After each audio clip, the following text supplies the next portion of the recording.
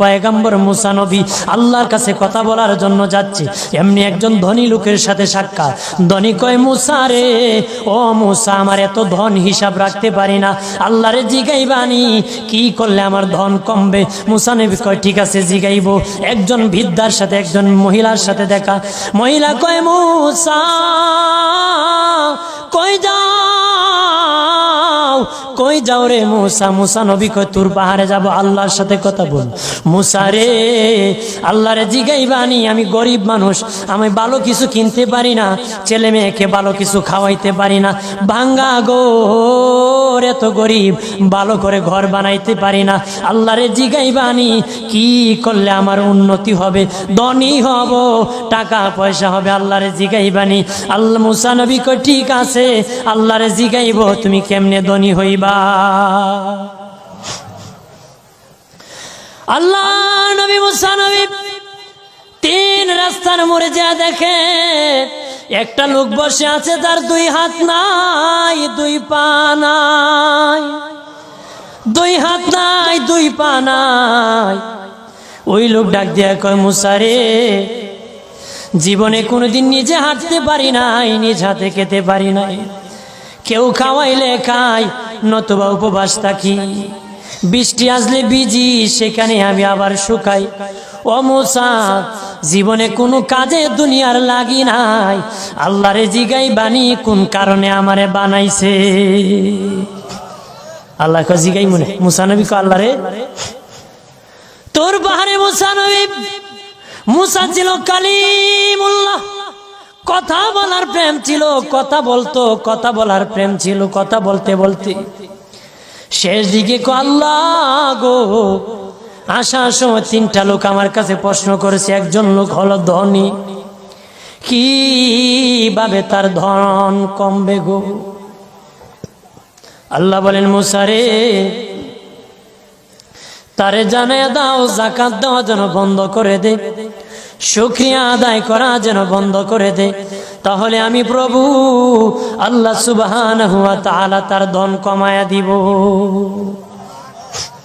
যদি শুকরিয়া আদায় বন্ধ করে, তাহলে ধন আমি কমাই। এরপরে মুসা নবী বলে, ও মালিক, আল্লাহ একজন মহিলা বলেছে তার গরিব মানুষ গরিবী হালত যায় না, যত ইনকাম করে, তার একটা ভাঙ্গা ঘর, ভালো ঘর বানাইতে পারে না গো। ও প্রভু, কি করলে তার ঘর উন্নতি হবে, তার অবনতির থেকে উন্নতি হবে? আল্লাহ বলেন, মুসা রে, মহিলারে জানিয়ে দিও, তারে আমি যা দিয়েছি তার উপর যেন সে শুকরিয়া আদায় করে। মুসা নবী বলে, মালিক, তিন রাস্তার মোড়ে গোনো আল্লাহ, একটা লোক তুমিও দেখতেছো যার হাত নাই, পা নাই। কত মানুষ হাত নাই গো, কত মানুষের পা নাই রে। আল্লাহ কত সুন্দর হাত পা দিয়েছে, কত সুন্দর জবান দিছে, শ্বাস দিতেছে আর নিতেছে। আইসিইউ লাইফ সাপোর্টে যদি একদিন তাকে 50-60 হাজার টাকা লাগে রে। 80 বছর, 100 বছর, 40 বছর, 25 বছর আল্লাহ হায়াত দিল রে। বলো রে শাস্তাগঞ্জের সুন্নি জনতা, আল্লাহরে জীবনে কয় টাকা তোমরা দিছো? কয় টাকা আল্লাহরে দিছো? এদের শ্বাস দিল, অক্সিজেন দিল আর নিল। অক্সিজেন যদি বন্ধ হয়ে যায় প্রাণ বাঁচবে না রে। শ্বাস যদি নিতেও না পারো জীবন শেষ, ছাড়তেও না পারো জীবন শেষ। অক্সিজেন আল্লাহ দিল, বিনা টাকায় দিল, বিনা পয়সায় দিল, আল্লাহর শুকরিয়া আদায় করতে হবে। আল্লাহ কয়, মুসা, যেই লোক হাত পাও দেই নাই তারে আমি বানাইছি জাহান্নামের একটা ছিদ্রি আছে, এই ছিদ্রিটা ভরার জন্য, এই ছিদ্রি খানাটা বন্ধ করার জন্য আমি এই মুসায় এই লোকটাকে আমি বানাইছি। সুবহানাল্লাহ বলেন না? মানুষের সম্মান বেশি, মানুষের ইজ্জত বেশি, সৌন্দর্য মানুষের বেশি। আবু বকর সিদ্দিক রাদিয়াল্লাহু তাআলা আনহু মসজিদ নববীতে নবীর পাশে নামাজ পড়ার জন্য যাচ্ছেন গো বাবাজি। ওনার সামনে বৃদ্ধা একজন ইহুদি পড়েছে, বৃদ্ধ মানুষ কুটকুট করে হাঁটতেছে লাঠি বর করে। উনি দেখলেন যদি এই বিদ্যার পিছনে হাঁটেন, মসজিদ নববীতে নবীর পিছনে জামাত নামাজ পাবেন না। আর যদি ধাক্কা দিয়ে চলে যান, মুরব্বির সাথে বেয়াদবি হবে।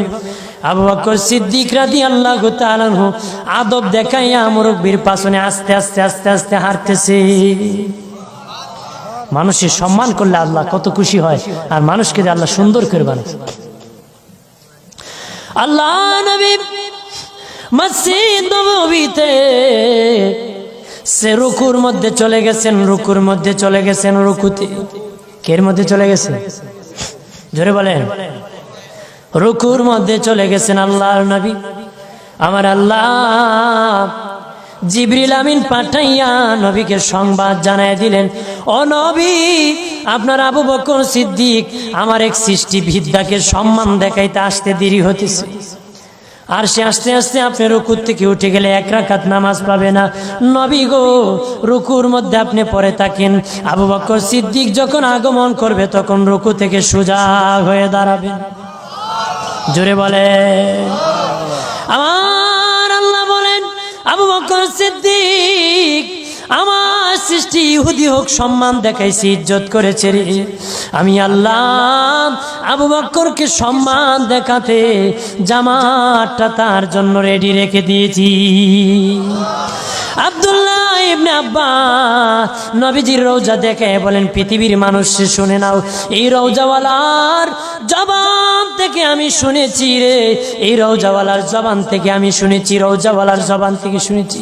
নবী বলেছেন, কোন বৃদ্ধ মানুষ যদি একটা গাঁটি নিয়ে দেয়, কেউ এগিয়ে দেয়, লাঠি পরে যদি উঠাইয়া দেয়, বৃদ্ধ মানুষ হাঁটতে পারে না, ধরিয়া ধরিয়া বাড়ি পর্যন্ত পৌঁছায়া দেয়। আব্দুল্লাহ ইবনে আব্বাস বলেন, এই নবীর রওজাওয়ালার জবান থেকে, আমার নবীর জবান থেকে শুনেছি।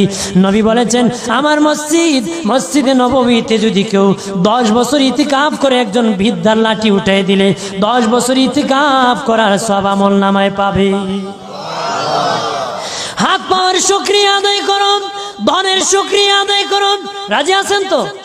ধনী থাকলে ধনের শুকরিয়া আদায় করো, গরিব হলে গরিবী হালতের শুকরিয়া আদায় করি। হাত পাও যদি না দেয়, হাত পাও না দিলে শুকরিয়া আদায় করো।